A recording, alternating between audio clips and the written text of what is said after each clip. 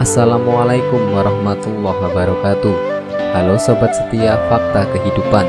Tidak lupa kami sampaikan salam sehat, salam sejahtera. Semoga tercurah segala bentuk kebaikan dan juga kita semua dalam lindungannya. Seperti biasa, kita akan berbagi kisah dari yang unik, menarik sampai bikin nangis. Mari kita simak kisahnya.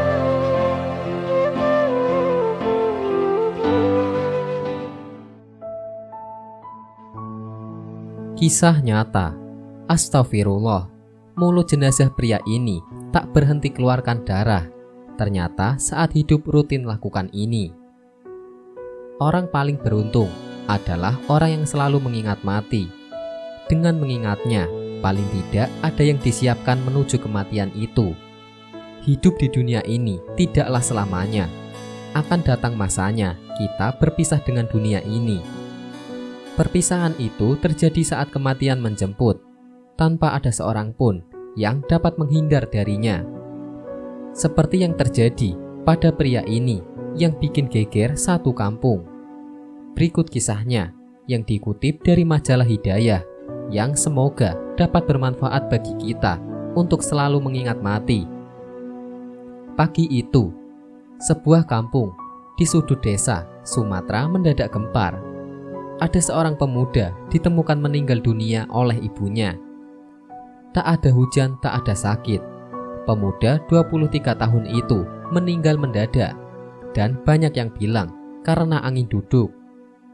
Tidak ada yang menduga, tak ada yang mengira jika pemuda yang masih bujangan itu akan meninggal di usia yang masih belia. Apalagi ia dikenal baik dan pendiam. Dari pengeras suara musola kampung, kabar itu menyebar ke sudut rumah, sehingga banyak yang tak percaya. Apalagi baru saja semalam, pemuda itu asik bercanda bersama warga. Pemuda itu dipanggil Wayan. "Kenapa Wayan pergi meninggalkanku secepat ini?" ratap ibunya.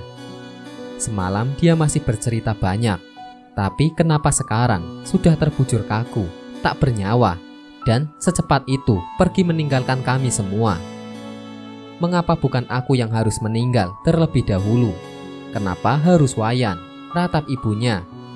Kembali membuat semua orang ikut haru menyaksikan ibunya menangis di depan jenazah. Setelah pihak keluarga berunding, akhirnya jenazah akan segera dimandikan agar cepat dikebumikan. Dalam hitungan menit, jenazah Wayan yang dibopong itu pun berpindah di tempat dan siap dimandikan. Tetapi saat jenazah siap dimandikan, dan kain penutup yang membungkus almarhum dibuka dan hendak diguyur air, pihak keluarga yang akan memandikan jenazah Wayan dibuat tercengang dan juga terperangah kaget. Ayahnya kaget melihat jenazah Wayan dari mulutnya mengeluarkan darah. Anehnya, darah yang ditemui oleh Kasmun masih mengalir dan membasahi raut muka Wayan, sehingga orang-orang yang hendak memandikan jenazah pun melihat dan dibuat terperangah, bingung dan celingukan. Dengan kain kapas yang sudah disiapkan untuk perawatan jenazah, bersama dengan alat dan peralatan lainnya, ayahnya berusaha membersihkan darah yang mengalir dari mulut Wayan tersebut. Dia berusaha membersihkan dengan cekatan, seakan tak ingin anak lelakinya itu ternoda oleh leleran darah. Tetapi darah yang mengalir dari mulut Wayan tidak kunjung berhenti. Darah itu semakin mengalir dari mulut Wayan, dan warna darah yang keluar ternyata tak seperti umumnya darah. Darah yang keluar dari mulut almarhum beraneka warna atau berwarna-warni. Memang darah itu didominasi oleh warna merah, tetapi darah merah itu bercampur dengan darah kecoklatan, kebiru-biruan, dan juga kehijauan, yang mengundang orang-orang yang ada di dekat jenazah heran, juga terbengong-bengong. Orang-orang yang mau memandikan jenazah almarhum dibuat semakin bingung dan tidak tahu lagi apa yang akan dilakukan untuk mengatasi keadaan. Apalagi seiring dengan leleran darah yang mengucur dari mulut Wayan itu, disertai pula dengan bau yang tak sedap dan tidak enak untuk dihirup. Bau darah itu cukup menyengat, sehingga ayahnya sampai tidak kuat bertahan di dekat jenazah anaknya sendiri. terpaksa menutup hidung rapat-rapat. Udara di sekitar tempat pemandian jenazah pun segera tercemar, dan bau tidak enak yang bersumber dari mulut Wayan pun menyeruak ke segala penjuru arah seiring hembusan angin. Orang-orang yang melayat jadi tak kuasa lagi menahan aroma tidak sedap tersebut yang bersumber dari mulut Wayan, dan segera menutup hidung rapat-rapat. Di tengah suasana yang mencekam dengan bau busuk yang menyengat itu, Sabini, 30 tahun, tiba-tiba beranjak dari kursi. Merasa kasihan, tidak tega melihat jenazah Wayan dibiarkan terbengkalai, dia segera melangkahkan kakinya ke tempat pemandian jenazah. Seakan mendapatkan kekuatan dari langit, dia tidak peduli dengan bau yang menyengat. Didorong perasaan tak tega melihat kondisi jenazah, dia segera memerintahkan pihak keluarga untuk membersihkan bagian tubuh Wayan yang lain. Sementara dia sendiri mengurus bagian kepala Wayan, terutama di mulut Wayan yang mengeluarkan darah segar.